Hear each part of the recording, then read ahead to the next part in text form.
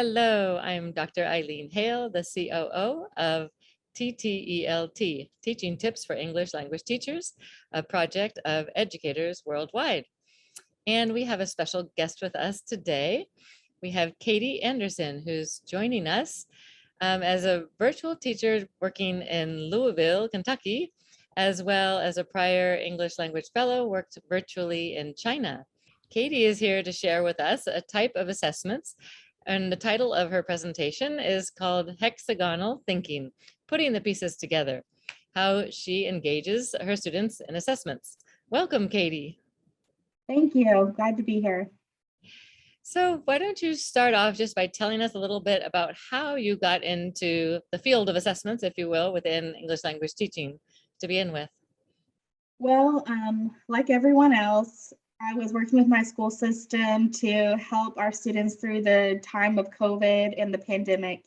And we were working on how to best assess our students that were out of school, quarantined because of COVID, or had chosen to study at home synchronously with us.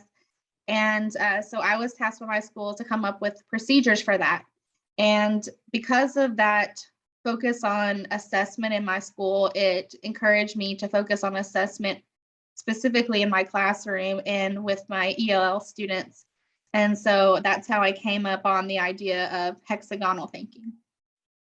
Wonderful. So can you explain for our listeners that are only hearing this through audio, what does that look like? We all know what a hexagon is, I think, but can you explain like the details of this assessment? Yeah, so hexagonal thinking is a great formative assessment, I think.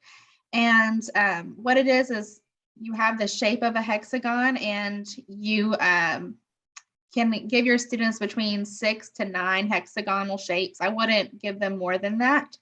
And then you will give your students a list of vocabulary corresponding to the number of shapes that you provided for them. And this vocabulary is usually, the way I use it in my classroom, was to do with the literature that we were studying. For example, my ELL students and I were reading A Christmas Carol. And so I gave them 6 hexagonal shapes with some characters and some words to do with A Christmas Carol. So I might give them Scrooge, Greed, Bob Cratchit, Christmas Spirit, things like that. And the students can put the words that I give them, vocabulary, into the hexagonal shape, and then they can organize the shapes in any way that they like. But the catch is that anywhere that these words inside the shape touch, they need to be able to explain the connection between these words. So if they put Scrooge and Greed and Cratchit together, everywhere that those shapes touch, the students are going to need to explain how the word Scrooge and the word Greed are connected in the story of A Christmas Carol, or how the word Greed and Bob Cratchit are connected in A Christmas Carol, or Scrooge and Bob Cratchit, like that. And so this is usually something that I like to do with students to assess their reading comprehension, to assess their grasp of major themes in a passage that we've read. It's really great for ELL students because it uses all the 4 big structures of language. So it's reading, writing, listening, speaking. I usually have the students do this in pairs or small groups. And once they have completed their shapes, while they're doing this assignment, they have to talk to each other to negotiate where the words will go, how the shapes will be connected. And the really great thing about this is that there's not really a right or wrong answer, as long as the students can explain their thinking. So this encourages deeper thinking, critical thinking skills, and then the ability to explain their rationale to each other and then to the class. The writing piece would be that I usually have the students write a sentence or so to explain why they organized the shapes and connected the words in the way that they did. I think that this assessment is good for literature. That's what I used it for, but I think it could be used for other disciplines as well, like science or history, anywhere where there are ideas and concepts that maybe are difficult to articulate or to think about in the physical world. They're less tangible ideas and concepts. That's a great summary. Thank you for sharing all those details, because I was going to ask, do you have them write sentences? For example, let's say you gave the example of Scrooge and greedy. Would you also have them write a sentence using those words, like Scrooge is a greedy man, for a simple sentence, right? Would you have them do that as well? Yeah, Depending yeah. on their level, right? Yes, absolutely. That's kind of where it's really easy to scaffold this activity. So if the students are emergent in their language, then it's really easy to just have them write a single sentence, Scrooge is greedy. So they're learning that vocabulary, they're connecting that idea to the story. But if you wanted to create a higher level activity, you might ask them to use a quote from the book to support their idea or something like that. That's a really good idea. I like that. This is great to have it scaffoldable. How's that for a new word? Yeah. And age-wise, you can use this, you think, with all different ages? Well, I think that the students would definitely need to be able to read to some extent on their own. And so I use this with my high school students. So they were 9th through 12th graders. But I would think that no lower than upper elementary school, maybe 3rd grade would probably be the lowest that I would think this activity would be useful, because the students need to be able to read a text and think about it independently.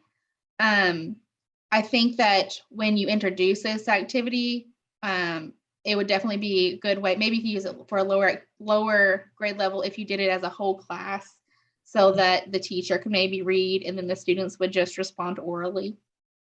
Yeah, it's a great idea. I was going to ask too, so for our listeners, because we don't have you on camera with us, you're just listening, I wanted to mention and affirm that everybody knows the number of sides for a hexagon, not to presume that everybody has the knowledge, but a hexagon is 6 sides. And why you chose a hexagon versus a triangle or a rectangle? Why a hexagon? I think that a hexagon just gives you a lot more flexibility into how you can interact with the shapes. It just seems kind of organic, it kind of looks like I'm thinking about like cells. And, when you look at building blocks of cells, they kind of look like hexagons to me, like in chemistry. Right. It just seems really organic. And when you move them around, it's really easy to place them. They always all fit together, nice and neat. And so I think it's just, I don't want to say like appealing to the eye to look at them. They look really interesting, kind of the honeycomb shape of like a beehive. Right. That's a good analogy. So do you put the words in the hexagon? So just for our listeners, Katie, maybe you can explain how many hexagons you put on a given diagram for them, and if you put the words or allow them to put the words, or how that works as well. I would say between 6 and 9 hexagons. I've only used 6. And the reason for that is that when I taught this lesson, I was teaching a hybrid class. And so some of my students were online and some of my students were in person, and they were doing this activity on Google Slides. And so the sizing just worked better with 6 for everybody to be able to see it easily. And so I just put the hexagon shapes on a Google slide, and I put the words into each individual text box. So I let the students move the hexagon shapes around and the words around on the screen. So they have total control over the organization of the hexagon shapes and the words. Although you could put the words in there for them and then just have them move the shapes around, I think it would give you the same outcome. Okay, fantastic. And then how do you ultimately, is it more, you said it's a formative assessment? Do you collect anything from them? And In the case that I'm discussing right now, or my example, I had them turn in their Google slide where they had organized the shapes and the words, and then beneath that, they had another slide where they had worked together to write their sentences to explain how why they connected the words that they did. And so then they got a grade for their sentences, but they also presented their sentences as part of classroom discussion. And that was the sort of formative assessment too. fantastic. So as you mentioned, you can use it for reading, writing, speaking, and listening. Assess all of them kind of simultaneously while you're actualizing the activity, correct? Yeah. And so you can help the students understand what you're reading, what you're studying, and give them a chance to verbalize their understanding, and also give a visual of their understanding by how they connect the words together. Right. Fantastic. Wonderful. Well, you've covered a lot of information already. Do you have like some final ideas you want to share with our listeners? I just want to say, just kind of sum up what I've said. I think that the hexagonal thinking is a great way for specifically ELL students to visualize concepts that are difficult to express, or that maybe they don't have the full language for expressing yet in their language learning. And I think it promotes critical thinking and is an easy way for ELL teachers to scaffold their classroom, because I know I had 9th through 12th graders in the same classroom, and students who had a wide range of language abilities. And so this activity was good because it could meet everybody where they were, and they could participate fully together. Fantastic. That's very, very important. And I appreciate it could be both a hybrid in class, online, or hybrid. Thanks so much. Thank I you. really appreciate your time today, Katie, and we look forward to having you join us for a future episode. Follow us on our website, ttelt.org, for prior and new upcoming podcasts, our Facebook TTELT group, Instagram at t.ttelt, and Twitter at TTELT1. Thanks for joining us today.